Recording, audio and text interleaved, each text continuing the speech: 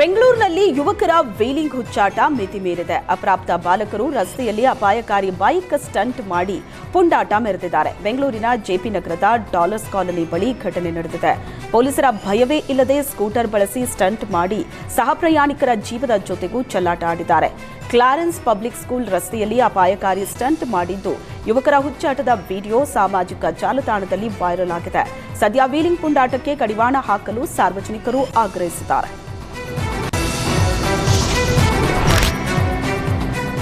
ಹನೂರು ಭಾಗದ ಕೆರೆಕಟ್ಟೆಗಳಿಗೆ ನದಿ ಮೂಲದಿಂದ ನೀರು ತುಂಬಿಸಲು ಆಗ್ರಹಿಸಿ ರೈತರು ಪ್ರತಿಭಟನೆ ನಡೆಸಿದ್ದಾರೆ. ಹನೂರಿನಿಂದ ಬೆಂಗಳೂರಿನ ವಿಧಾನಸೌಧದವರೆಗೆ ರೈತರು ಪಾದಯಾತ್ರೆ ಮಾಡಿ ಆಕ್ರೋಶವನ್ನು ಹೊರಹಾಕಿದರು.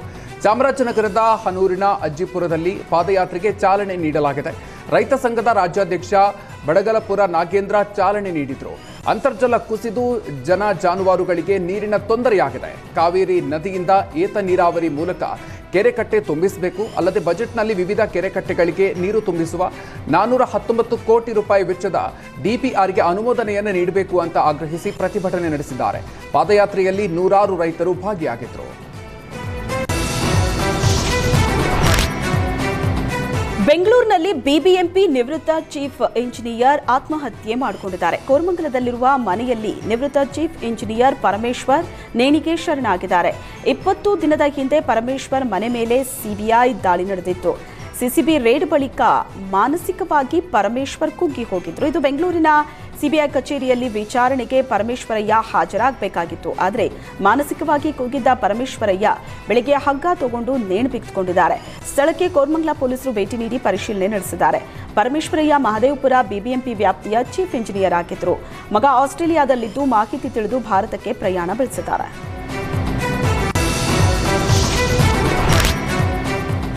ಬಸ್ಸಿನೊಳಗೆ ಕಡಲೆಕಾಯಿ ಸಿಪ್ಪೆ ಹಾಕಿದ ವಿಚಾರಕ್ಕೆ ನಿರ್ವಾಹಕ ಹಾಗೂ ಪ್ರಯಾಣಿಕರ ನಡುವೆ ಬಡಿದಾಟ ನಡೆದಿದೆ. ಕೊಳ್ಳೆಗಾಲದಿಂದ ಬೆಂಗಳೂರಿಗೆ ಕೆಎಸ್ಆರ್ಟಿಸಿ ಬಸ್ ತೆರಳುತ್ತಾ ಇತ್ತು. ಈ ಸಂದರ್ಭದಲ್ಲಿ ಕಡಲೆಕಾಯಿ ತಿಂದು ಬಸ್ನ ಒಳಗೆ ಪ್ರಯಾಣಿಕರಾದ ಫಯಾಜ್ ಹಾಗೂ ಶಾರಾನ್ ಕಡಲೆಕಾಯಿ ಬೀಜವನ್ನು ಬಿಸಾಡಿದ್ದಾರೆ. ಇದನ್ನು ಪ್ರಶ್ನಿಸಿದಂಥ ನಿರ್ವಾಹಕ ಮುನಿಮಾದಯ್ಯನ ಮೇಲೆ ಹಲ್ಲೆಯನ್ನು ಮಾಡಿದ್ದಾರೆ. ನಿರ್ವಾಹಕ ಮುನಿಮಾದಯ್ಯ ಪ್ರಯಾಣಿಕರಾದ ಫಯಾಜ್ ಶಾರಾನ್ ನಡುವೆ ಮಾರಾಮಾರಿ ನಡೆದಿದ್ದು ಮೂವರಿಗೂ ಗಾಯ ಆಗಿ ಕೊಳ್ಳೆಗಾಲ ಸರ್ಕಾರಿ ಆಸ್ಪತ್ರೆಗೆ ದಾಖಲಿಸಲಾಗಿದೆ. ಕೊಳ್ಳೆಗಾಲ ಗ್ರಾಮಾಂತರ ಪೊಲೀಸ್ ಠಾಣೆಯಲ್ಲಿ ಈ ಕುರಿತಾಗಿ ಪ್ರಕರಣ ದಾಖಲಾಗಿದೆ.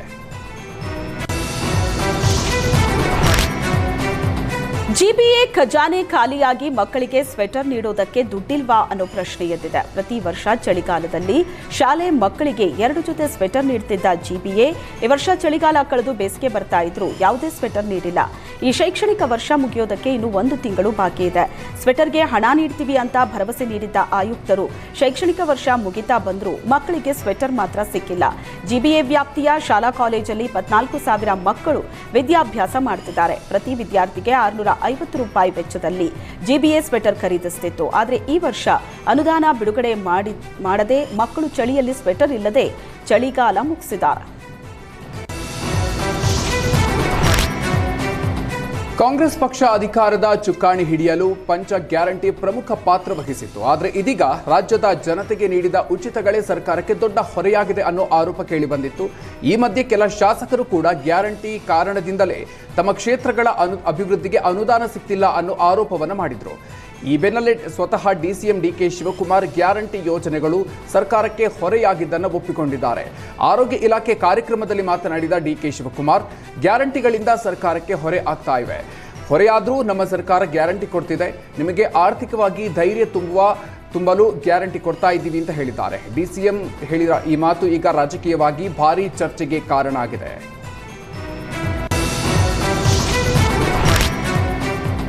ರಾಜ್ಯ ಸರ್ಕಾರದ ಆಹ್ವಾನ ಪತ್ರಿಕೆಯನ್ನ ಉರ್ದುವಿನಲ್ಲಿ ಪ್ರಕಟಿಸಿದ್ದಕ್ಕೆ ಕನ್ನಡ ಸಂಘಟನೆಗಳು ಗರಂ ಆಗಿವೆ. ಈ ಬಗ್ಗೆ ಕರವೇ ಅಧ್ಯಕ್ಷ ಪ್ರವೀಣ್ ಶೆಟ್ಟಿ ಕಿಡಿಕಾರಿದ್ದು, ಕರ್ನಾಟಕ ರಾಜ್ಯವನ್ನ ಪಾಕಿಸ್ತಾನ ಮಾಡೋದಕ್ಕೆ ಸರ್ಕಾರ ಹೊರಟಿದೆ ಅಂತ ಆಕ್ರೋಶ ಹೊರಹಾಕಿದ್ದಾರೆ. ಕರ್ನಾಟಕದಲ್ಲಿ ಇವತ್ತು ಸಿಎಂ, ಡಿಸಿಎಂ ಹಾಗೂ ಆರೋಗ್ಯ ಸಚಿವರು ಪತ್ರಿಕೆಯನ್ನ ಉರ್ದುವಿನಲ್ಲಿ ಪ್ರಕಟಣೆ ಮಾಡಿದ್ದಾರೆ. ಕನ್ನಡವನ್ನ ಇಲ್ಲಿ ಕಡೆಗಣಿಸಲಾಗಿದೆ. ಕೂಡಲೇ ಸರ್ಕಾರ ಎಚ್ಚೆತ್ತುಕೋಬೇಕು, ಇಲ್ಲದೇ ಇದ್ರೆ ಕರವೇ ಹೋರಾಟ ಮಾಡುತ್ತೆ ಅಂತ ಸರ್ಕಾರಕ್ಕೆ ಎಚ್ಚರಿಕೆ ಕೊಟ್ಟರು.